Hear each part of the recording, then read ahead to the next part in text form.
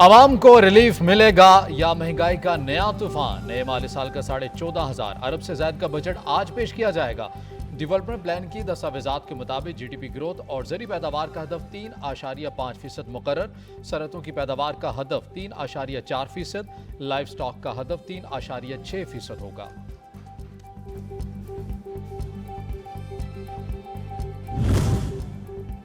वफाकी काबीना का खसूसी इजलास दोपहर 3 बजे पार्लियामेंट हाउस में होगा। दो नुकाती एजेंडा जारी। काबीना आइंदा माली साल 2023-24 की बजट तजावीज की मंजूरी देगी। 24 मई, 5 और 7 जून के एसीसी इजलासों के फैसले की तौसीक भी की जाएगी।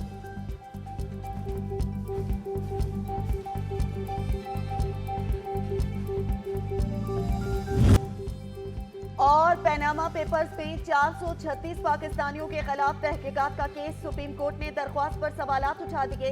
अदालत ने रिमार्क्स में कहा, बताया जाए नामजद अफराद के खिलाफ नैब, FIA, एंटी करप्शन समेत इदारों से रुजू क्यों नहीं किया गया। तहकीकाती इदारों की मौजूदगी में सुप्रीम कोर्ट तहकीकात कैसे करा सकती है।